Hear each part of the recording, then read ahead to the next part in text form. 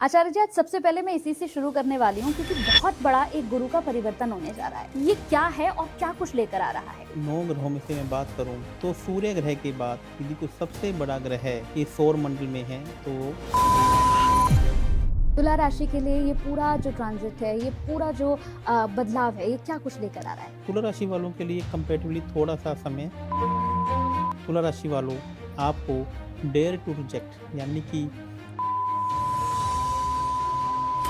कुंभ राशि के लिए क्या कुछ लेकर आ रहा है ये? बीमारियों पे पैसा लग जाना, ऐसा भी हो सकता है। ऑफर लेटर नहीं आ रहा है। बस एक ही बात है कि इन 2-3 महीनों पे नया लोन लेने से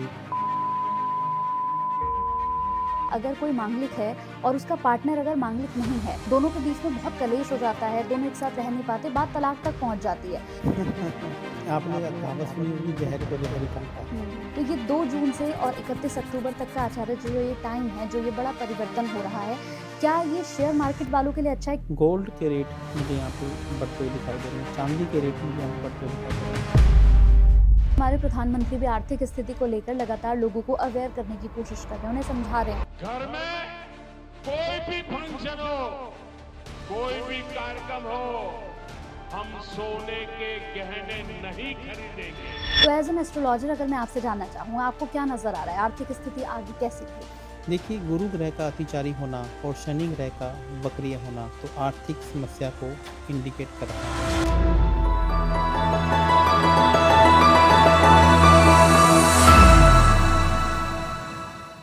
कहते हैं कि गुरु का परिवर्तन आपके जीवन में, आपकी जिंदगी में आपको बहुत कुछ देकर जाता है। कभी कभी ये गुरु का परिवर्तन आपको राजा से रंक बना सकता है, तो कभी कभी रंक से राजा भी बना सकता है। लेकिन ये जो इतना बड़ा परिवर्तन आ रहा है, ये आपके लिए कैसा होगा?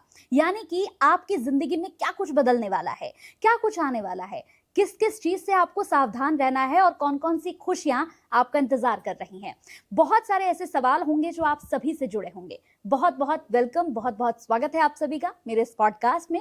आज का पॉडकास्ट बहुत ही स्पेशल होने जा रहा है क्योंकि आज के पॉडकास्ट में जिन्हें मैं अपने साथ लेकर आई हूँ, उनकी बातें जब आप सुनेंगे, जब उनके प्रेडिक्शन सुनेंगे, जब उनके उपायों को सुनेंगे और उनका नाम सुनेंगे, तो वाकई में आप हैरान हो जाएंगे कि इन्हें तो हम सभी जानते हैं, क्योंकि सोशल मीडिया पर इस वक्त उन्हें बहुत पसंद किया जा रहा है और बहुत सारे फैंस हैं जो इंतजार करते हैं उनके पॉडकास्ट का। तो चलिए फिर वेलकम कर लेती हूँ, मेरे साथ जाने माने एस्ट्रोलॉजर लव भूषण जी हैं। बहुत बहुत स्वागत है सर आपका। शुक्रिया। कैसे हैं राधे आचार्य राधे। जी आप? मैं बहुत अच्छा हूँ। आचार्य जी, आज सबसे पहले मैं इसी से शुरू करने वाली हूँ क्योंकि बहुत बड़ा एक गुरु का परिवर्तन होने जा रहा है। जी। और जैसे हम गुरु की बात करते हैं ना, तो लोग गुरु को लेकर अलग अलग तरह की धारणाओं में इस वक्त बैठे हुए हैं। कोई कहता है कि गुरु मतलब अब आप आध्यात्म की ओर बढ़ने जा रहे हैं, गुरु मतलब अब आपकी जिंदगी बहुत बदलने वाली है। तो मैं सबसे पहले आपसे ये जानना चाहती हूँ कि ये जो परिवर्तन है, ये क्या है और क्या कुछ लेकर आ रहा है? देखिए, 9 ग्रहों में से मैं बात करूं तो सूर्य ग्रह के बाद यदि कोई सबसे बड़ा ग्रह है ये सौर मंडल में है तो गुरु ग्रह हैं। गुरु जिसे सुख का ग्रह कहा जाता है, जिसे पारिवारिक सुख का ग्रह कहा जाता है, इसलिए वो कर्क राशि को ना सुख की राशि कहा जाता है। घर का सुख यदि किसी राशि से देखा जाता है तो वो कर्क की राशि है और उसमें गुरु ग्रह जो उच्च के माने जाते हैं। तो यानी कि गुरु ग्रह अपनी स्वय राशि धनु राशि और मीन की राशि से भी अपने आप को ज़्यादा कंफर्टेबल कर्क की राशि में को समझते हैं। और 2 जून से लेकर 31 अक्टूबर तक गुरु का जो ट्रांजिट है, जो गोचर है, वो कर्क राशि में होने जा रहा है। कर्क राशि जिसे पानी, चलता हुआ पानी कहा जाता है, जिसे घर का सुख कहा जाता है, रियल इस्टेट, गोल्ड, चांदी या प्रॉपर्टी का बाजार, तो ये सब कुछ कर्क राशि से और गुरु ग्रह से देखा जाता है। आम जनता, राजा का नेचर कैसा होगा, आम जनता सुख में जिएगी या नहीं जिएगी, पारिवारिक सुख मिलेगा कि नहीं मिलेगा, शादियां होंगी या नहीं होंगी, तो ये काफ़ी कुछ कर्क राशि पर डिपेंड करता है। इसका काफ़ी कुछ गुरु ग्रह पर डिपेंड करता है। तो अभी गुरु ग्रह अपनी सबसे ज़्यादा सुखमय राशि से गोचर कर रहे हैं। इसका तत्कालिक प्रभाव आपको बहुत सी राशियों का अच्छे प्रभाव और बहुत सी राशियों पे इसके नेगेटिव प्रभाव देखने को मिल सकते हैं। आचार्य जी, अगर मैं यहाँ पर आपसे पूछूं, क्योंकि अगर हम देखें तो सभी राशियों के लिए ये जो बड़ा परिवर्तन है बहुत कुछ लेकर आ रहा है, तो मेष से लेकर मीन राशि तक मैं जानना चाहूंगी आपसे कि कैसा प्रभाव रहेगा, क्या सावधानियां इन्हें रखनी होंगी, किस तरह से ये जो चंद महीने हैं इन्हें काटने हैं। तो सबसे पहले मेष राशि के बारे में बताइए कि ये जो गुरु का परिवर्तन है ये मेष राशि के लिए क्या कुछ ला रहा है। देखिए, मेष राशि वालों के लिए यह गुरु का गोचर बहुत अच्छा होने वाला है, क्योंकि मेष गुरु और मंगल आपस में परम मित्र है। और जब भी कर्क राशि के ऊपर से गुरु का गोचर होता है तो मेष राशि वालों को यहाँ पे भौतिक सुख सुविधाओं में वृद्धि होने लगता है, वृद्धि होने के योग बन जाते हैं। ऐसा हो सकता है कि वो भी रियल एस्टेट में, प्रॉपर्टी में इन्वेस्ट कर सकते हैं, अपने घर को अपग्रेड कर सकते हैं, नई गाड़ी ले सकते हैं, सोने में इन्वेस्टमेंट कर सकते हैं, या अभी उनके परिवार में ये समझ लीजिए कोई नया मेंबर या नया सदस्य भी आ सकता है। ये क्या कि परिवार की वृद्धि को भी दिखाता है। और यहाँ पर ये भी हो सकता है कि उनके बच्चे की शादी नहीं हो रही हो, तो यहाँ पे बच्चे की शादी होने का रिश्ता पक्का हो जाए, या घर में कोई नया सदस्य बच्चे के रूप में भी आ जाए, या कोई फीमेल कंसीव कर जाए, तो ऐसा भी मेष राशि वालों के साथ में हो सकता है। तो मेष राशि के लिए क्या कोई उपाय भी है जो इन्हें करना चाहिए। मेष राशि वालों के लिए जो गुरु का गोचर, यदि इन्हें इनके आध्यात्मिक सुखों में, भौतिक सुखों में अपनी वृद्धि चाहते हैं, तो ये मंगलवार के दिन हनुमान जी के मंदिर में जाएं और उन्हें बेसन के लड्डू का, या बेसन की बर्फी, या बेसन का चूरमा आपने सुना होगा, तो हनुमान जी को इसका भोग लगा कर आएं। आप देखेंगे कि आपके भौतिक सुख सुविधाओं में वृद्धि होने का योग यहाँ पर आपके लिए प्रबल हो जाएगा। इसके बाद अगर बात करें आचार्य जी वृषभ राशि की, तो वृषभ राशि के लिए ये पूरा परिवर्तन क्या कुछ लेकर आ रहा है। देखिए, वृषभ राशि वालों के 3rd हाउस में गुरु का गोचर यहाँ पे होने जा रहा है, तो इनका मतलब है कि उनके नेम एंड फेम, पराक्रम, साहस में यहाँ पे उन्हें चेंजेस देखने को, पॉजिटिव चेंजेस यहाँ पे देखने को मिल सकते हैं। यहाँ पे उनके फॉलोअर्स बहुत तेज़ी से बढ़ सकते हैं। यदि कोई कंटेंट राइटर है, सोशल मीडिया में काम कर रहा है, तो अचानक से आप देखेंगे कि उनके फॉलोअर्स तेज़ी से बढ़ना शुरू हो गए, होने की संभावना यहाँ पे बढ़ जाएगी। छोटे भाई बहनों से यदि किसी प्रकार का उनका मनमुटाव है, पड़ोसियों से किसी प्रकार का कोई मनमुटाव है, तो वो भी इनके फेवर में आते हुए मुझे दिखाई दे रहे हैं। वृषभ राशि के लिए किसी तरह का कोई उपाय है आचार्य जी। वृषभ राशि वालों के लिए यहाँ पे पक्षियों को, यदि ये पीले रंग की जो बूंदी आती है, या चने की दाल को रात को पानी में भिगो के रखें और उन्हें खिलाना शुरू कर दें, तो उनका यह जो योग है वह कई गुना बढ़ जाएगा। और यहाँ पर एक बात और बताता हूँ, वृषभ राशि वालों का यदि किसी प्रकार से कोई रिश्ता, शादी नहीं हो रही है, तो यहाँ पे सोशल मीडिया के थ्रू या मैट्रिमोनियल साइट्स के थ्रू भी उनका रिश्ता होने के योग बन रहे हैं। तीसरी राशि की बात कर लेते हैं, मिथुन राशि की। तो मिथुन राशि के लिए ये गुरु का परिवर्तन क्या कुछ सावधानियां लेकर आ रहा है या इनके लिए नॉर्मल रहेगा। देखिए, मिथुन राशि वालों के लिए 2nd हाउस को जैसे भौतिक सुख सुविधाओं का घर कहा जाता है, सेविंग का घर कहा जाता है, तो यहाँ पर मिथुन राशि वालों को अचानक से कोई पैसा आ जाए, बोनस मिल जाए, या कहीं किसी ने पैसा इनका देना हो, वो काफ़ी समय से नहीं दे रहा हो, तो यहाँ पे इन मिथुन राशि वालों के लिए पैसा आने के योग बहुत प्रबल बने हुए हैं। और परिवार में भी इनका कोई आपस में कलह चल रहा होता है ना, कई बार पारिवारिक संपत्ति है या है, तो वह भी विवाद इनकी फेवर में रहे और वहाँ से भी इनके पैसा आने के योग मुझे यहाँ पर मिथुन राशि वालों के लिए दिख रहे हैं। इनके लिए किसी तरह का कोई उपाय है। मिथुन राशि वालों को यहाँ पे बुधवार के दिन आम का भोग गणेश जी के मंदिर में जाकर जरूर लगाना चाहिए। जितने ये आम गणेश जी को खिलाकर आएंगे, उनको भोग लगा कर आएंगे, तो उनके साहस, पराक्रम में और पैसे में वृद्धि होने के योग यहाँ पर बन जाएंगे। चौथी राशि की बात कर लेते हैं आचार्य जी, कर्क राशि। तो कर्क राशि के लिए ये पूरा बड़ा परिवर्तन क्या कुछ लेकर आ रहा है। कर्क राशि वालों के लिए यह जो योग है वह उनके लिए सोने पे सुहागा हो सकता है, क्योंकि कर्क राशि यानी कि चंद्रमा उनका पहली कर्क राशि में है, और ऊपर से गुरु का गोचर, यानी कि कर्क राशि वालों के लिए यहाँ पे हंस महापुरुष नाम का एक योग बनने जा रहा है। यानी कि अब वो कोई इलेक्शन की तैयारी कर रहे हैं या चुनाव लड़ना चाहते हैं, तो ये उनके लिए बहुत ही एक अच्छा समय है। अब उनकी मदद करने के लिए सामने वाला स्वयं चल कर आ सकता है। यदि वो किसी प्रकार की समस्या में भी हैं, तो उन्हें ईश्वर के रूप में कोई उनकी मदद करने के लिए भी अचानक से आ सकता है। तो यह कर्क राशि वालों के लिए नई गाड़ी, नया घर लेने के योग भी बने हुए हैं। वो फार्म हाउस, यदि कोई बड़ा आदमी है तो फार्म हाउस या कोई बड़ी एग्रीकल्चर लैंड भी यहाँ पर ले सकता है। इनके लिए किसी तरह का कोई उपाय है आचार्य जी। देखिए, इनके लिए सबसे अच्छा उपाय बताता हूँ। इन्हें चलते हुए पानी में 400 ग्राम चने की दाल को आपको यूं करके बहा कर आना है। ऐसा आपको हर गुरुवार को आप कर सकते हैं। हंस महापुरुष योग यदि आप एक्टिवेट करना चाहते हैं, वैसे तो आपका तो चावल और चने की दाल 400 ग्राम चावल लीजिए, 400 ग्राम चने की दाल लीजिए और चलते हुए पानी में आप उन्हें जल प्रवाह कर दीजिए। यदि आप जल प्रवाह नहीं कर पा रहे हैं तो आप पक्षियों को भी खिला सकते हैं, करके देखिएगा। ये उपाय करने मात्र से हंस महापुरुष योग कर्क राशि वालों का एक्टिवेट हो जाएगा। बिल्कुल। तो इसके बाद अब हम बात कर लेते हैं सिंह राशि की आचार्य जी। तो सिंह राशि के लिए ये बड़ा परिवर्तन क्या कुछ सावधानियां लेकर आ रहा है? देखिए, सिंह राशि वालों के लिए जो गुरु का गोचर है उनके 12वें घर से गोचर कर रहा है, तो ऐसा हो सकता है कि उन्हें यहाँ पे थोड़े अनावश्यक खर्चे देखने को मिल जाएं। विदेश यात्रा उनके यहाँ पर हो सकती है और किसी भी प्रकार से उन्हें घर से थोड़ी सी दूर जाकर काम करना हो, यहाँ के लिए इनके लिए हो सकता है। लेकिन विदेश से खुशखबरी आने का योग भी यहाँ पर सिंह राशि वालों के लिए मिल रहा है। या ऐसा भी हो सकता है कि बहुत समय से उन्होंने वीज़ा की कोई फाइल लगा रखी हो, डॉक्यूमेंट की फाइल लगा रखी हो, वहाँ से वीज़ा अटका हो, तो वहाँ से भी इन्हें खुशखबरी मिलने के योग हैं। और ये भी एक योग है कि जैसा अभी हम देख रहे थे कि दुबई या कुछ लोग जाके फंसे हुए थे, तो वापस से उनको सेटलमेंट होने के योग, मतलब विदेश में सेटलमेंट होने के योग अब उनके लिए यहाँ पे बनने जा रहे हैं। इनके लिए किसी तरह का कोई उपाय आचार्य जी? सिंह राशि वालों को पास के किसी भी आश्रम में जाना चाहिए और वहाँ पे इन्हें चने की दाल, बेसन या बेसन के लड्डू बांट कर आने चाहिए। इसके बाद बात करते हैं कन्या राशि की आचार्य जी। तो कन्या राशि के लिए ये बड़ा परिवर्तन कैसा रहेगा? कन्या राशि वालों के लिए जो गुरु का ग्रह का गोचर 11वें घर से हो रहा है, तो यानी कि अब इनकी इच्छा पूर्ति के घर से गोचर होना, अब जो भी ये सोचेंगे तो वैसा इनके साथ में हो सकता है। लेकिन यदि ये पॉजिटिव सोचेंगे तो पॉजिटिव होगा और नेगेटिव सोचेंगे तो नेगेटिव होगा, क्योंकि जो गुरु ग्रह हैं ये आए पॉजिटिविटी के लिए, ये आते ही सुखों में वृद्धि करने के लिए हैं।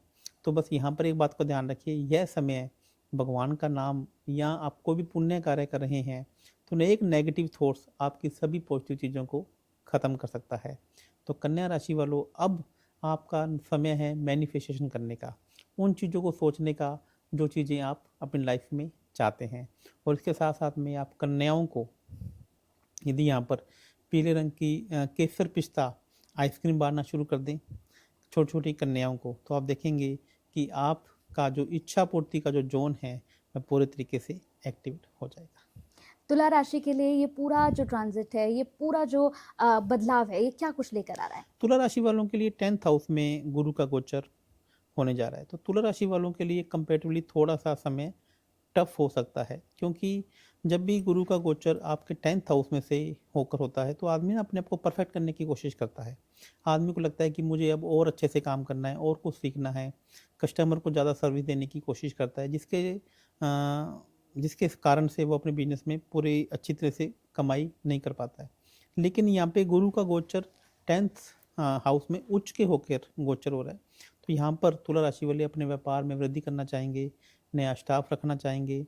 और ऐसा भी हो सकता है कि उन्हें एक अच्छा स्टाफ जो अभी तक नहीं मिल रहा, तो इस समय गुरु के गोचर में उन्हें अच्छे लोग या अच्छा स्टाफ भी मिल सकता है। लेकिन ये ध्यान रखिए तुला राशि वालों, आपको डेयर टू रिजेक्ट यानी कि आपको ना कहनी भी अब आनी चाहिए। इनके लिए किसी तरह का कोई उपाय आचार्य? तुला राशि वालों के लिए मैं बताना चाहूँगा कि शनिवार के दिन मंदिर में जाकर केले का वितरण, केले के प्रसाद का वितरण इन्हें जरूर करना चाहिए। ज़रूरतमंदों को केले का प्रसाद बांटना चाहिए। और अपने कार्य में ये ज़्यादा परफेक्ट या प्लानिंग से कार्य करेंगे तो अब डिले होगा। जितना काम ये तुरंत कर देंगे तो बाद में गुरु महाराज जी इनका काम को अपने आप संभाल लेंगे। वृश्चिक राशि का कैसा रहेगा ये बड़ा ट्रांजिट? वृश्चिक राशि वालों के लिए यह समय बहुत अच्छा होने वाला है, क्योंकि अब भाग्य अब आपके साथ में अपने आप चलेगा, क्योंकि 9th हाउस में गुरु का ग्रह का गोचर हो रहा है और 9th हाउस में गुरु महाराज जी वैसे भी अच्छे हैं, अब सर्वश्रेष्ठ रिजल्ट देते हैं। और वहाँ पे गुरु का गोचर होना यानी कि लल्लू करे कवलियाँ रब सिद्धियाँ पावे, यानी कि अब यदि ये कोई गलत डिसीजन भी ले लेंगे तो भी इनकी फेवर में आने के योग यहाँ पर इनके साथ में बने हुए हैं। बस इन्हें एक ही बात का ध्यान रखना है कि किसी से ज़्यादा इमोशनली अटैच नहीं हो, क्योंकि यहाँ पे ज़्यादा इमोशनली किसी से अटैच होना मतलब अपने आप पैर पे खुद कुल्हाड़ी मारना हो सकता है। इनके लिए किसी तरह का उपाय? यहाँ पर मैं बताना चाहूँगा कि वृश्चिक राशि वालों को, गरीब लोगों को मैंगो शेक पिलाना चाहिए। ये गुरुवार के दिन भी पिला सकते हैं या मंगलवार के दिन भी पिला सकते हैं। और मैंगो शेक भी आप पिलाएं तो ये पूरा चिल्ड होना चाहिए, और इसमें आप थोड़ा सा आइसक्रीम भी साथ में डाल देते हैं तो आप देखेंगे कि यह सोने पे सुहागा हो जाएगा। धनु राशि के लिए क्या कुछ लेकर आ रहा है ये बड़ा परिवर्तन? धनु राशि वालों के लिए गुरु ग्रह एट्थ हाउस में गोचर कर रहे हैं। अष्टम हाउस में गुरु ज़्यादा अच्छे नहीं माने गए हैं, तो इसका मतलब है कि कहीं ना कहीं परिवार में किसी की हेल्थ में कोई इशू आ जाए, ऐसा भी हो सकता है। या फिर एकदम से कोई ऐसी समस्या, पुरानी समस्या एकदम से आकर खड़ी हो जाए, तो ऐसा भी हो सकता है। लेकिन गुरु अब यहाँ पे उच्च के हैं, तो समस्या तो आएगी, लेकिन आप उनसे निकल भी जाएंगे। लेकिन सडन, ऑल ऑफ सडन आपको कोई परेशानी यहाँ पे झेलनी पड़ सकती है। लेकिन ये भी हो सकता है, एट्थ हाउस में गुरु ग्रह जब भी उच्च के होकर गोचर करते हैं, तो अचानक से गड़ा हुआ धन मिलने के, लॉटरी लगने के योग भी यहाँ पर आपके लिए हो जाते हैं। इसके लिए क्या कुछ उपाय है? धनु राशि वालों के लिए मैं यहाँ पे कहना चाहूँगा कि इन्हें किसी भी धार्मिक यात्रा पर जरूर जाना चाहिए, और धार्मिक यात्रा में जाकर इन्हें ऐसी धार्मिक यात्रा करनी चाहिए जो लंबी धार्मिक यात्रा हो, और वहाँ पर कम से कम एक नाइट का समय जरूर बिताना चाहिए। अक्सर लोग गलती क्या करते हैं कि धार्मिक यात्रा में सुबह चले गए और शाम को वापस आ जाते हैं। आपको धार्मिक यात्रा का तभी पूर्ण फल मिलता है जब आप वहाँ पे रात्रि विश्राम करते हैं। इसे कहा जाता है कि आपने चौकी लगा ली, जो हमारे शास्त्रों में कहा जाता है। तो एक धार्मिक लंबी यात्रा करके आएँ और वहाँ पर रात्रि जागा करके आएँ, रात्रि जागरण करके आएँ। 12 बजे तक का समय है। यदि आप मंदिर में नहीं हैं, यदि आप किसी धर्मशाला में या होटल में भी रुके हैं, तो 12 बजे तक आपको अब सोना नहीं है। इसके बाद बात कर लेते हैं मकर राशि के बारे में आचार्य जी। तो मकर राशि के लिए ये परिवर्तन क्या कुछ ला रहा है? मकर राशि वालों के लिए यह बहुत ही अच्छा परिवर्तन है। यहाँ पे इनके 10th हाउस में, इनके 7th हाउस में गुरु का गोचर हो रहा है। यदि किसी की शादी नहीं हो रही है, व्यापार नहीं शुरू हो रहा, तो यह उनके लिए एक परफेक्ट समय है बिजनेस को शुरू करने का, उनके साथ रिश्ते होने का। लास्ट मोमेंट पे कभी हम देखते हैं, कई बार रिश्ते होते होते अटक जाते हैं, नहीं हो पाते हैं। तो यहाँ पर आप देखेंगे कि मकर राशि वालों के रिश्ते, सगाइयाँ होने के योग यहाँ पे बहुत अच्छे बन रहे हैं। लेकिन आपको ध्यान रखना है कि यदि पहले से किसी की शादी हो गई है, सगाई हो गई है, तो अब आप ज़्यादा इमोशनल होकर आपको कहीं अपना पास्ट उनके सामने नहीं खोलना है। देखिए, यदि आपने ऐसी गलती कर दी तो आपके रिश्तों में टूटने के योग आ सकते हैं, ब्रेकअप होने के योग आ सकते हैं। सामने वाला पार्टनर जरूर आपको बोलेगा कि मैं आपको कुछ नहीं कहूँगा, कुछ नहीं कहूँगी, लेकिन आपको इस बात का विशेष ध्यान इमोशनली, क्योंकि कर्क राशि में जब भी गुरु हो जाता है तो आदमी इस वक्त ज़्यादा इमोशनली भावुक हो जाता है।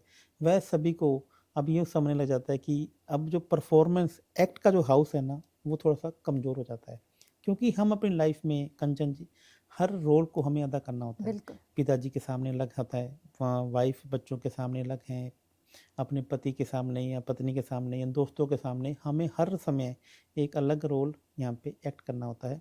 तो यहाँ पे आपको ध्यान रखना है कि बिजनेस पार्टनर, लाइफ पार्टनर के सामने आपको कहीं पुराना ऐसा कोई आपने चीज़ें ऐसा कोई आपने कर रखी है, तो वो उसको थोड़ा सा ध्यान से करना है, नहीं तो रिश्तों में दरार आ सकती है। इनके लिए किसी तरह का कोई उपाय है आचार्य जी? देखिए, यहाँ पर आप ब्राह्मण और ब्राह्मण, मतलब कि एक मेल ब्राह्मण और फीमेल ब्राह्मण जो जोड़े के रूप में हो, उन्हें वस्त्रों का दान करना चाहिए, पीले वस्त्रों का दान करना चाहिए। उन्हें घर पर बुलाकर आपको खाना खिलाना चाहिए। आप घर पर व्यवस्था नहीं है तो मंदिर में जाकर भी उनके लिए भोजन की व्यवस्था कर सकते हैं। यदि आप ऐसा करते रहेंगे तो आपके रिश्तों में दरारें नहीं आएंगी। अब बात कर लेते हैं कुंभ राशि के बारे में आचार्य जी। तो कुंभ राशि के लिए क्या कुछ लेकर आ रहा है ये? कुंभ राशि वालों के लिए जो गुरु का गोचर है वो उनके छठे घर से हो रहा है। तो छठे घर में जब भी गुरु का गोचर होता है तो रोग, ऋण, शत्रु बढ़ने के योग बन जाते हैं, और उसके साथ साथ में किराए की इनकम या अनअर्न इनकम के भी योग बढ़ जाते हैं। तो दोनों चीज़ें आपके साथ में पैरेलल हो सकती हैं। बीमारियों पे पैसा लग जाना, ऐसा भी हो सकता है।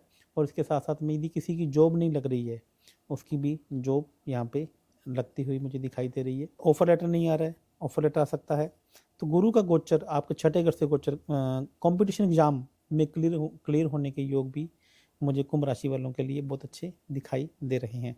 बस एक ही बात है कि इन 2-3 महीनों पे नया लोन लेने से यहाँ पर इन्हें बचना चाहिए।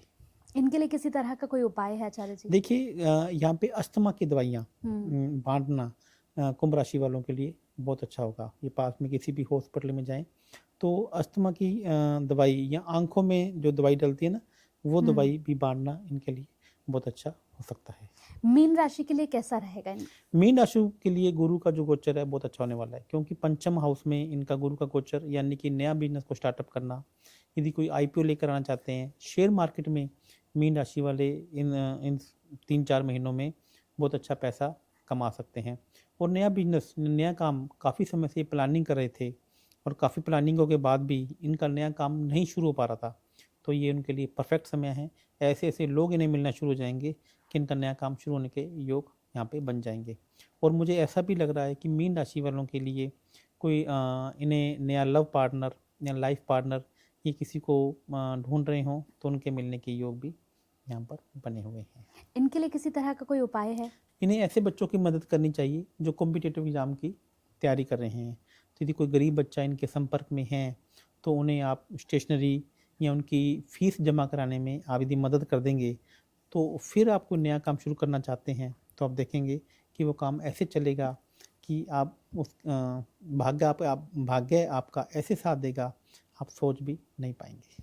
आचार्य जी, जितने भी हमारे लोग व्यूअर्स जो इस पॉडकास्ट को देख रहे हैं, वो ये भी जानना चाहते हैं कि अगर किसी की कुंडली में गुरु जो है वो कमज़ोर है, तो उसे स्ट्रॉन्ग करने के लिए हम क्या कर सकते हैं? देखिए, अभी वैसे गुरु के अब उच्च के होके गोचर कर रहे हैं, तो कमज़ोर गुरु वैसे आपके अभी अच्छे प्रभाव आपको दे रहे हैं, लेकिन यदि आपकी कुंडली में गुरु कमज़ोर हैं तो यह वक्त है अब आपको 11 दिन लगातार किसी भी पास के धार्मिक स्थान में सुबह सुबह उठकर, जो प्रातःकाल का समय है, यदि ब्रह्म मुहूर्त में या सूर्योदय से पहले आप पास के मंदिर में जाना शुरू कर देते हैं नंगे पांव, तो आप देखेंगे कि गुरु आपकी कुंडली में किसी भी प्रकार से शुभ प्रभाव दे रहे हैं तो शुभ प्रभाव देना शुरू कर देंगे। कई लोग गुरु को लेकर बड़ा भ्रमित रहते हैं आचार्य जी। वो कहते हैं कि गुरु अगर उच्च का होकर बैठ जाता है किसी के साथ, तो ये आदमी को बहुत आध्यात्म की ओर बढ़ा देता है। मतलब उसके बाद इंसान की मोह माया जो है वो अपने घर परिवार से खत्म हो जाती है। क्या ये सत्य है? नहीं, गुरु हमेशा जब भी उच्च के होकर बैठेंगे तो आपका परिवार के साथ में लगाव बढ़ाएंगे। आप जब भी गुरु उच्च के होते हैं, ऐसे व्यक्ति के पास देखिए हमेशा बड़ी गाड़ी होगी, बड़ा घर होगा, क्योंकि इन्हें छोटी चीज़ें आप पसंद ही नहीं है। इनके घर में आप अक्सर देखिए कि बड़ा फार्म हाउस, बड़ा गार्डन होने के भी योग होते हैं। घर चाहे छोटा हो लेकिन फिर भी हवादार होगा। घर से मोह को हटाता नहीं है, ये घर के प्रति आपकी बॉन्डिंग को और भी ज़्यादा मजबूत करता है। बहुत सारे लोग हैं आचार्य जी जो हमेशा ये कहते हैं कि हम अपनी शादी जो है वो किसी ऐसे इंसान से करना चाहते हैं जिसके बीच में और हमारे बीच में किसी तरह का कोई फासला ना हो, हम दोनों बिल्कुल एक जैसे हों। लेकिन अक्सर हमने देखा है कि ऐसे लोगों की कुंडलियां नहीं मिलती हैं।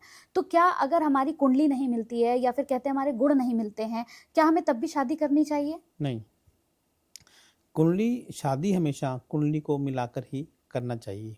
हमारे शास्त्रों में 4 प्रकार के तत्व, तो वैसे 5 प्रकार के होते हैं, लेकिन आकाश तत्व सभी में समान प्रकार से विद्यमान है। इसमें नाड़ी दोष और भरकुट दोष को बहुत प्रमुखता से देखा गया है। यदि ये 2 दोष आपकी कुंडली में हैं तो या तो इनकी पहले शांति करवानी चाहिए, नहीं यदि ये दोष नहीं मिल रहे हैं तो ऐसी शादी में हमें नहीं जाना चाहिए। तो गुण के मिलान के साथ साथ में मांगलिक दोष और भी इसमें जीवन साथी की उम्र, जीवन साथी की कुंडली को मिलाना हमारे शास्त्रों के अकॉर्डिंग बहुत ही आवश्यक माना गया है। कुंडली के नाम मिलाने से कुछ दोष भी यदि हमें यहाँ पे दिख जाते हैं तो उनकी शांति की जा सकती है, लेकिन कुंडली को मिलाना यहाँ पे आवश्यक माना गया है। अच्छा, ये भी कहते हैं आचार्य जी कि अगर कोई मांगलिक है और उसका पार्टनर अगर मांगलिक नहीं है तो आने वाले समय में उनकी शादी भले ही हो जाए, लेकिन आने वाले समय में दोनों के बीच में बहुत कलेश हो जाता है, दोनों एक साथ रह नहीं पाते, बात तलाक तक पहुंच जाती है। तो अगर एक पार्टनर के मांगलिक दोष है कुंडली में, तो क्या दूसरे के भी होना चाहिए, जरूरी है? देखिए, आपने कहावत सुनी होगी, जहर को जहर ही काटता है।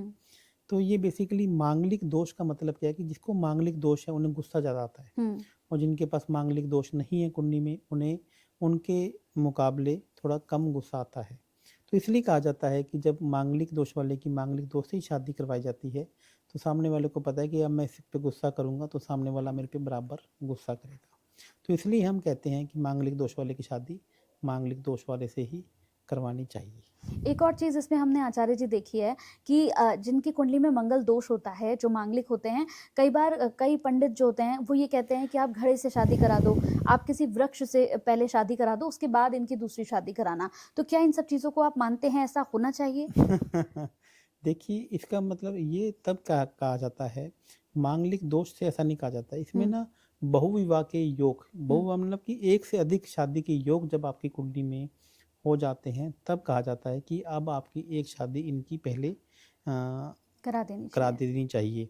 तो ये मांगलिक दोष में नहीं होता, ये एक से ज़्यादा शादी के योग जब आपकी कुंडली में हो, जो कि आपकी कुंडली को देखकर ही, किसी भी जातक की कुंडली को देखकर ही बताया जाता है, तब हम कहते हैं कि अब इनकी एक शादी पहले मटके से या पेड़ से करवा दीजिए। अच्छा, एक और चीज़ है आचार्य जी, लोग कहते हैं कि जब आपकी 30 साल की उम्र आप क्रॉस कर देते हैं, तो मंगल दोष अपने आप जो है वो खत्म हो जाता है, क्या ऐसा है?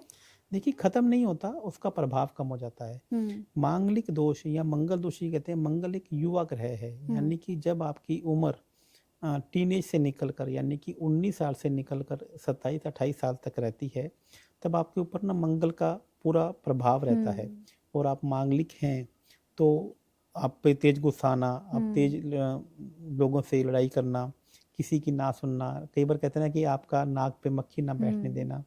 और कुछ लोग देखेंगे कि 30 साल की उम्र के बाद या 32 साल की उम्र के बाद आप कहते हैं कि मैंने झगड़े करना छोड़ दिए हैं, हुँ, अब मैं मैच्योर हो गया हूँ, अब इन बातों से मैं दूर हो गया हूँ। तो इसका मतलब है कि ये उम्र होती है, ये एक युवा अवस्था ऐसी है जो मंगल की अवस्था जिसे कहा जाता है। तो इस अवस्था में जातक को ज़्यादा गुस्सा आने के योग हो जाते हैं। तो धीरे-धीरे तो मंगल की अवस्था से निकल कर जब वो शनि की अवस्था में जाता है, तो वह ज़्यादा मैच्योर हो जाता है। अब उससे गुस्सा पहले के मुकाबले कम आता है। हुँ।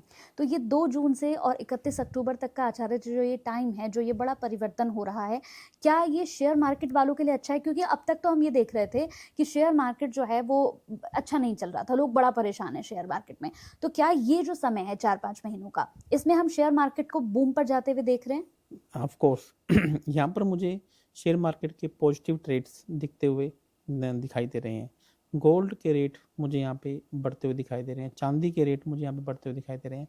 तो ओवरऑल ये 2 से 3 महीने के अंदर जो पहले आपने उठा-पटक जो शेयर मार्केट में देखी या गोल्ड चांदी के रेट में देखी, तो मुझे यहाँ पे शेयर मार्केट में और गोल्ड बुलियन मार्केट में भी तेज़ी दिखाई दे रही है। आचार्य जी, जिस तरह से हमने देखा था कि कोरोना ने उत्पात मचाया, कोरोना को लेकर लोग बड़ा परेशान हुए, बड़े अपनों को खोया। अब हम देख रहे हैं कि एक और वायरस है जिसका बहुत ज़्यादा हम चर्चा सुन रहे हैं, इबोला। तो क्या इस तरह का कुछ आने वाले समय में हो सकता है? क्या फिर से परेशान होना पड़ेगा? देखिए, अभी मुझे ऐसा लग रहा है कि मंगल ग्रह का गोचर जो कर्क राशि में से 18 सितंबर के आसपास यहाँ पर होगा। तो जब भी मंगल का गोचर कर्क राशि में से होता है, तो ऐसा कोई ना कोई वायरस आने के योग हो जाते हैं। घर में कलेश आने के योग होना के योग बन जाते हैं। लेकिन गुरु ग्रह यहाँ पर है, तो काफ़ी हद तक प्रिकॉशन भी हमें मिल जाएगा। लेकिन मंगल ग्रह जब भी कर्क राशि में गोचर करता है, तो घरों में झगड़े, विवाद और वायरस जिसे कहते हैं ना घरेलू में बीमारियां या झगड़े होने के योग बन सकते हैं। तो 18 सितंबर के पास मुझे लगता है कि इस तरीके का कोई वायरस देश में या वर्ल्ड में पनप सकता है। आचार्य जी, जैसे हमने देखा कि हमारे प्रधानमंत्री भी आर्थिक स्थिति को लेकर लगातार लोगों को अवेयर करने की कोशिश कर रहे हैं, उन्हें समझा रहे हैं कि आपको क्या-क्या सावधानियाँ रखनी है, आपको अभी सावधान रहना है कुछ महीने। तो एज़ एन एस्ट्रोलॉजर अगर मैं आपसे जानना चाहूँ, आपको क्या नज़र आ रहा है? आर्थिक स्थिति आगे कैसी रहेगी? देखिए, गुरु ग्रह का अतिचारी होना और शनि ग्रह का वक्रीय होना तो आर्थिक समस्या को इंडिकेट कर रहा है। इसके अलावा शुक्र और बुध ग्रह भी अभी इस ऐसे नक्षत्र में गोचर कर रहे हैं कि सरकार की तरफ से आपातकाल की ऐसी कोई घोषणा हो जाना कि ऐसे बोल देना कि ये नोट हुँ, का प्रभाव कम हो, बैंकों से पैसा निकालने की। ये भी हो सकता है कि आपको एक रिस्ट्रिक्शन लगा दी जाए कि इससे ज़्यादा पैसे आप नहीं निकाल सकते हैं। तेल का संकट रहे कि इससे ज़्यादा तेल, ऑयल आप गाड़ी में नहीं भरवा सकते हैं। तो इस तरीके की घोषणाएँ सरकार की तरफ से होता हुआ यहाँ पे दिखाई दे रहा है। हुँ। रिश्तों को लेकर अगर मैं आपसे पूछूँ आचार्य जी, किस तरह का आपको लग रहा है कि आगे आने वाली, क्योंकि अभी तक हमने देखा कि लोगों के बड़े ब्रेकअप्स हुए हैं, बड़े रिश्ते टूट रहे हैं, तलाक तक बात पहुँच जा रही है। तो आने वाले ये जो कुछ महीने अभी हमारे पास बचे हुए हैं, रिश्तों को लेकर कैसा नज़र आ रहा है आपको? देखिए, रिश्ते केतु ग्रह का गोचर यहाँ पर सिंह राशि में हो रहा है, तो रिश्तों में ब्रेकअप या होना, अब ये बात समझ लीजिए कि ये एक आम बात हो सकती है। हुँ, यहाँ रिश्तों में पवित्रता पर सवाल उठ सकते हैं। आप अपने पार्टनर के अलावा एक्स्ट्रा मैरिटल अफेयर होने के योग भी यहाँ पे मुझे ज़्यादा दिखाई दे रहे हैं। यहाँ पे आप ये भी देख सकते हैं कि ऐसी शादियाँ आपको टूटती हुई नज़र आ सकती हैं जो काफ़ी समय से 18-18, 20-20 साल शादी को हो गई हैं। अचानक से आपको आपको लगेगा कि मेरा पार्टनर तो कहीं और इन्वॉल्व हो गया है। इन्वॉल्व है, तो उसके कारण से अब आपकी शादियों के ब्रेकअप होने के योग इस समय मुझे दिखाई दे रहे हैं। क्या शादी को बचाने का कोई उपाय है आचार्य जी आपके पास कि हम अपने रिश्तों को संभाल सके, एटलीस्ट हमारी शादी ना टूटे? देखिए, रिश्तों को निभाने का, रिश्तों को ठहराव लाने की जो राशि होती है वो तुला राशि है। तो यहाँ पर मैं हमेशा कहता हूँ कि यदि आप रिश्तों को में लॉन्गेविटी चाहते हैं, रिश्तों में स्थिरता चाहते हैं, तो आपको अपने वजन के बराबर तुला दान संडे के दिन किसी भी गौशाला में जाकर करना चाहिए। सफ़ेद नमक का दान आपको संडे के दिन करना चाहिए, जहाँ पर भोजन बन रहा हो, जहाँ पर भोजन की व्यवस्था लोगों के लिए हो रही हो, तो आपको ज़रूर करनी चाहिए। इसके अलावा पक्षियों को यदि आप सतनाजा पानी में भिगोकर भी खिला देते हैं, तभी भी रिश्तों में कहीं न कहीं बचाव आ सकता है। लेकिन ये समय रिश्ते तोड़ने वाला है, दिल तोड़ने वाला है, क्योंकि केतु ग्रह का सूर्य राशि यानी कि सिंह राशि में से गोचर बहुत अच्छा नहीं माना गया है। और मैं यहाँ पर ये भी बता दूँ, जब भी केतु का सिंह राशि में गोचर होता है तो किसी बड़े नेता का अचानक से मृत्यु होने का योग भी, जिसने काफ़ी समय तक राज किया हो, शासन किया हो, उसकी भी अचानक से मृत्यु होने का योग भी यहाँ पर बनता है। अच्छा आचार्य जी, 2 जून से लेकर और 31 अक्टूबर तक की अगर मैं बात करूं तो ये बड़ा परिवर्तन, बड़ा बदलाव, ऐसी कौन सी 3 राशियां हैं जिनको बहुत सावधान रहने की जरूरत है? मिथुन, तुला और कुंभ राशि वालों को यहाँ पे थोड़ा सा सावधान रहना चाहिए। और ऐसी कौन सी 3 राशियां हैं जिनके लिए ये गुरु का जो गोचर है ये बहुत अच्छा होगा, मतलब खुशियां ही खुशियां इनकी जिंदगी में आएंगी? 3 राशियों के बजाय मैं आपको यहाँ पे 4 राशियाँ बताना चाहूँगा जिनके लिए ये समय बहुत अच्छा हो सकता है। इसमें कर्क राशि, वृश्चिक राशि, मकर राशि और मीन की राशि, इन 4 राशियों के लिए यह समय बहुत ही अच्छा हो सकता है। आचार्य जी, वो कौन सी राशि है जो इस बड़े परिवर्तन में जिसका दिल दुखने वाला है, दिल टूटने वाला है? देखिए, मुझे लगता है कि इन 2 जून से लेकर 31 अक्टूबर तक 3 राशि वालों को यहाँ पर थोड़ा सा संभल कर चलना चाहिए। मिथुन, तुला और कुंभ राशि वालों को यहाँ पर हो सकता है कि उन्हें प्यार में कोई बड़ा धोखा मिल जाए, जिससे शादी उनके होने के योग बन रहे थे, सगाई होने के बाद भी रिश्ता उनका टूट जाए, और बिजनेस पार्टनर की तरफ से भी उन्हें धोखा मिलने के योग मुझे यहाँ पे दिखाई दे रहे हैं। आचार्य जी, जिनकी शनि की राशि है, जैसे कि अगर मैं कुंभ राशि की बात करूं तो आपने कहा कि कुंभ राशि को भी थोड़ा सा सावधान रहने की जरूरत है, तो कुंभ राशि वालों के लिए ये जो पूरा महीना है, जैसे 2 जून से हम शुरू कर रहे हैं, 31 अक्टूबर तक का जो ये टाइम है, तो किस किस तरह की परेशानियां इनको आ सकती हैं? कुंभ राशि वालों के लिए यहाँ पे रोग ऋण शत्रु का जो घर है वो बहुत एकदम तेजी से एक्टिवेट है। गोल्ड लोन इन्हें लेना पड़ सकता है, गोल्ड बिकने के योग भी यहाँ पर इनके लिए हो सकता है, और यहाँ पर इन्होंने अपनी प्लानिंग भी किसी को बता दी, या इनके पास कोई बहुत अच्छा एक आइडिया है वो भी इन्होंने किसी को बता दिया, तो हो सकता है कि वो आइडिया इनका लीक हो जाए या चोरी हो जाए, और इन्हीं के आइडिया से कोई सामने वाला कोई नया स्टार्टअप या बिजनेस भी शुरू कर सकता है। तो कुंभ राशि वालों को इन चीज़ों का विशेष तौर से ध्यान रखना है, और ये भी हो सकता है कि कहीं गोल्ड ये रख कर भूल जाएं तो वह इनका चोरी हो जाए, ऐसा भी मुझे कुंभ राशि वालों के लिए थोड़ा दिखाई पड़ता है। और इमोशनली ये थोड़े से इस वक्त परेशान रह सकते हैं। तो वैसे तो कुंभ की राशि इच्छा पूर्ति की राशि है, लेकिन गुरु महाराज जी अब आपके छठे घर में से गोचर कर रहे हैं, तो छठा घर इनकम का भी होता है, रेंटल इनकम या जॉब लगने का भी होता है, लेकिन उससे भी ज़्यादा समस्या आपको रोग ऋण शत्रु से हो सकती है। अच्छा, कुंभ राशि की अगर हम बात कर रहे हैं आचार्य जी, तो कुंभ राशि के लिए कहते हैं ना कि अगर आपकी राशि कुंभ है तो आपके लिए जो परफेक्ट राशियां हैं, वो मैं जानना चाहूंगी कौन कौन सी वो राशि है जो कुंभ के साथ अगर बैठ जाए या कुंभ के साथ उनका रिश्ता जुड़ जाए तो वो बहुत अच्छे से रहते हैं? शुक्र की राशियाँ, यदि कुंभ राशि वालों के साथ में शुक्र की वृषभ राशि या तुला राशि वाले लोग जुड़ जाते हैं तो ये सोने पे सुहागा हो जाता है, क्योंकि शुक्र और शनि आपस में परम मित्र हैं। और कुंभ राशि की किस राशि वाले के साथ बिल्कुल बनती नहीं है कि अगर इनकी शादी हो गई तो सारी जिंदगी इनके बीच में कलेश ही होगा, या पार्टनरशिप हो गई तो नहीं बन पाएगी, वो कौन सी राशि है? पृथ्वी तत्व की राशियाँ, वृषभ, कन्या और मकर राशि वालों के साथ में इनके विचार नहीं मिलते हैं। ये पूर्व की साइड चलते हैं तो ये पश्चिम की साइड चलते हैं। पृथ्वी तत्व के जो लोग होते हैं ये थोड़ा सा टिकाऊपन के लोग होते हैं, और जो कुंभ की राशि जिन्हें एयर एलिमेंट की राशि कहा जाता है, ये हवा एयर एलिमेंट को रिप्रेजेंट करते हैं, तो एयर और पृथ्वी एक दूसरे के जानी दुश्मन है, मतलब एक दूसरे की जान पर भी ये उतारू होते हैं। तो ऐसे लोगों से इन्हें सावधान रहना चाहिए। आचार्य जी 2026 में जैसे हमने देखा कि एक बार फिर से वॉर हुई, बहुत सारी चीजें उथल-पुथल हुई और ऐसे में सोने के दाम हमने बढ़ते हुए देखे। तो आने वाले समय में सोने के दाम क्या और बढ़ेंगे या हमें घटते हुए नजर आएंगे? यहाँ पर सोने के भाव मुझे बढ़ते हुए नजर आ रहे हैं। 2 जून से लेकर 31 अक्टूबर तक आपको सोना यदि आपके पास है तो आपको किसी भी कीमत में उसे बेचना नहीं चाहिए, और सोने में इन्वेस्टमेंट करना आपके लिए यहाँ पे बहुत फायदे का सौदा हो सकता है। शेयर मार्केट के लिए कैसा रहने वाला है? सिर्फ शेयर मार्केट नहीं, अगर मैं पूछूं, जैसे बहुत से लोग हैं जो कंफ्यूज रहते हैं कि हम इन्वेस्टमेंट कहाँ करें, क्या हमें क्रिप्टो में लगाना चाहिए या शेयर मार्केट में लगाना चाहिए, तो किस तरह का आप देख रहे हैं? देखिए, अभी जो 2 से 3 महीना जो मुझे लग रहा है कि शेयर मार्केट, बुलियन मार्केट या जितने भी प्रकार के जो मार्केट हैं, यहाँ पे मुझे तेजी आती हुई दिखाई दे रही है। और ये भी हो सकता है कि गुरु ग्रह, क्योंकि कर्क राशि में से गोचर करें, यानी कि फसलों के दाम, ज़मीनों के दाम भी यहाँ पे आपको बढ़ते हुए दिखाई देंगे। तो यहाँ पे यदि आप कोई एग्रीकल्चर लैंड में भी पैसा इन्वेस्टमेंट करना चाहते हैं तो ये भी आपके लिए बहुत अच्छा सुनहरा मौका है। और यहाँ पे घर खरीदना भी, आप यदि ऐसा कुछ सोच रहे हैं कि हमें घर बनाना चाहिए या हमें अपने आप को गाड़ी अपग्रेड करनी है, तो यह समय भी आपके फेवर का रह सकता है।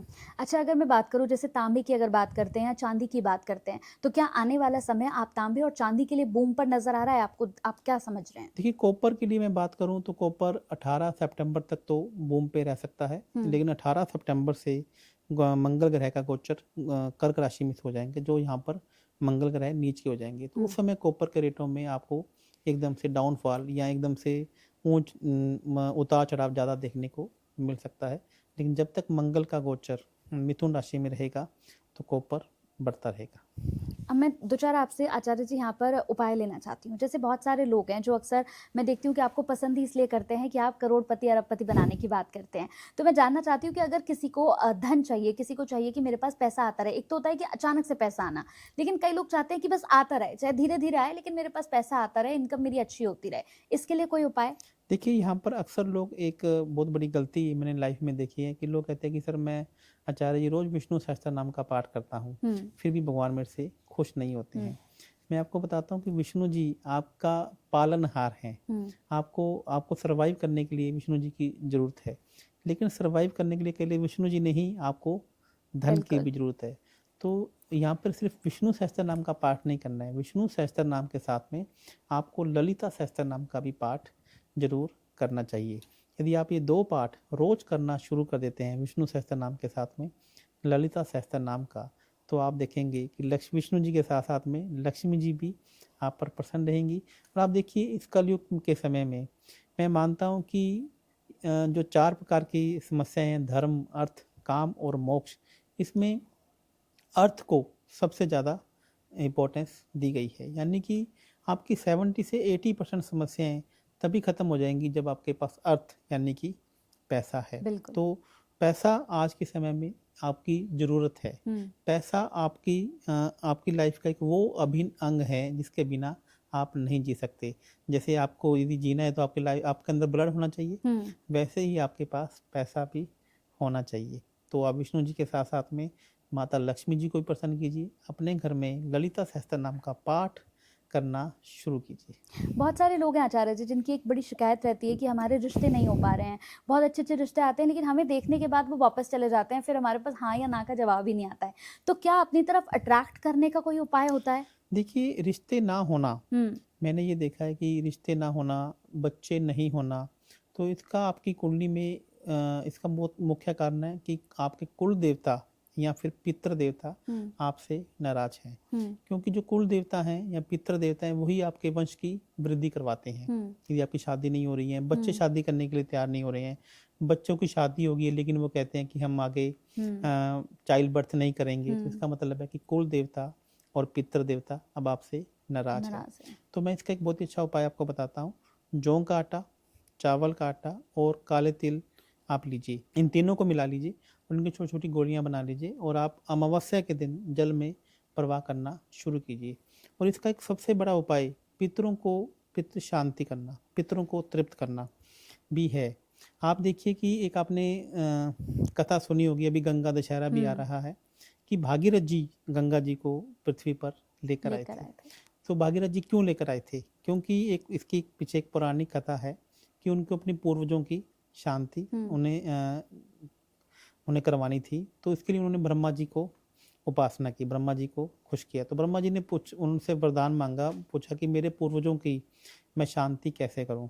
तो उन्होंने बोला कि आपको यदि अपने पूर्वजों को तृप्त करना है, पूर्वजों की शांति करनी है, तो आपको गंगा जी को स्वर्ग से धरती पर लाना होगा। तो भागीरथ जी ने गंगा जी की आराधना की, गंगा जी को प्रसन्न किया और गंगा जी ने कहा कि मैं पृथ्वी पर आने को तैयार तो हूँ, लेकिन मेरा इतना वेग है, पृथ्वी मेरे वेग को सहन नहीं कर पाएगी। तब इस बात से चिंतित हुए, तब उन्होंने भगवान शिव की उपासना शुरू की। तो भगवान शिव को उन्होंने प्रसन्न किया। तो भगवान शिव ने कहा कि आप गंगा जी को धरती पर बुलाइए, मैं उनका वेग मैं खुद सहन करूँगा। तब गंगा दशहरा का समय तय हुआ। तब भागीरथ जी ने गंगा जी को बोला कि आप पृथ्वी पर आए, हम आपका वेग सहने को तैयार हैं। तो जैसी स्वर्ग से गंगा जी ने पृथ्वी पर आई, तो भगवान शिव ने उन जटाओं में उन्हें समा लिया। तब गंगा जी को ये लगा कि यहाँ पर मेरे से भी बलवान कोई है। तब उन्हें अपनी गलती का एहसास हुआ, तो उन्होंने भगवान शिव से अपनी गलती को माना। तब उन्होंने अपनी जो जटाओं में से सिर्फ एक जटाओं को खोला और उन्हें धरती पर अवतरित होने दिया। तो देखिए कि कितनी बड़ी गंगा आज भगवान शिव अपनी जटाओं में समाये हुए, मात्र एक जटा ही से ही वो अवतरित होकर पृथ्वी पर आई हैं। और तब भागीरथ जी ने उन्हें प्रसन्न किया, उनकी पूजा आराधना कर अपने पितरों को शांति दी। तो इसलिए कहा जाता है कि यदि आप हरिद्वार में जाकर पितरों की शांति करवा कर आते हैं, तो आपको बच्चे या आपके बच्चों में, परिवार में शादियां नहीं हो रही हैं, बच्चे नहीं हो रहे हैं, बच्चे शादी करने के लिए तैयार नहीं हो रहे हैं, तो पितर से खुश होते हैं और ये सब चीज़ें होना, आपके परिवार में खुशियाँ आना शुरू हो जाती हैं। एक आखिरी और उपाय लेना चाहती हूँ आचार्य जी। बहुत सारे लोगों को हमने देखा है, इनफैक्ट बहुत सारे लोग कमेंट्स भी करते हैं आपके हमेशा पॉडकास्ट पर। वो कहते हैं कि घर में अगर हम लगातार बीमार पड़ रहे हैं, लाइलाज हमारे साथ प्रॉब्लम्स हो गई हैं, डॉक्टर के पास जा रहे हैं, लेकिन हम अपनी बीमारी को ही नहीं पकड़ पा रहे हैं और लगातार घर में ये सभी के साथ चल रहा है, तो इसके लिए कोई उपाय है? देखिए, यदि आप स्कैन करने के बाद भी, टेस्ट कराने के बाद भी आप अपनी बीमारी को नहीं पकड़ पा रहे हैं, तो इसका मतलब है राहु ग्रह। किसी भी चीज को टेस्ट करना, स्कैन करना राहु ग्रह से देखा जाता है। जैसे एक्सरे मशीन है या लैब टेस्ट है, तो उसमें आपका टेस्ट में बीमारी पकड़ में नहीं आ पा रही है, तो राहु ग्रह अब आपको अच्छे प्रभाव नहीं दे रहा। तो यहाँ पे मैं आपको एक ऐसा उपाय बता देता हूँ, इससे जो आपकी हेल्थ इश्यूज हैं वो भी ठीक होने लग जाएंगे और बीमारी है या तो पकड़ में आ जाएगी या फिर वो आपसे दूर हो जाएगी। यहाँ पर आपको चाय पत्ती का सामान, चाय पत्ती में जिसे चाय बनती है, जैसे चाय पत्ती, दूध, चीनी और चाय का मसाला, ये चारों चीजें लेनी है। आपको किसी भी आश्रम में आपको संडे की शाम को डोनेट करके आना शुरू कर देना है। आप ऐसा गरीब लोगों को भी कर सकते हैं। तो मैंने ध्यान रखिए, मैंने क्या बोला, चाय का पूरा सामान, जिसमें चाय पत्ती, दूध, चीनी और चाय का मसाला, आप चारों चीज़ें हर संडे को दान करना शुरू कर दीजिए। मंदिर में कर दीजिए, धार्मिक स्थान गुरुद्वारे में कर दीजिए, आश्रम में कर दीजिए। आप देखेंगे कि कोई लाइलाज या ऐसी कोई बीमारी है जो आपकी पकड़ में नहीं आ रही है, वह दूर से दूर छूमंतर हो जाएगी। बहुत अच्छा लगा आचार्य जी आपसे मिलकर, और आपके साथ जब भी मैं बैठती हूँ, पॉडकास्ट करती हूँ, तो जाहिर सी बात है मुझे बहुत सारे लोगों के लिए उपाय भी मिल जाते हैं और जो कन्फ्यूजन्स लोगों के मन में है मैं वो भी हटाने की पूरी कोशिश करती हूँ। तो उम्मीद करूँगी फिर आपसे मुलाकात हो और एक अच्छा सा पॉडकास्ट मैं आपके साथ करूँ। बहुत बहुत थैंक यू, बहुत बहुत शुक्रिया आपका।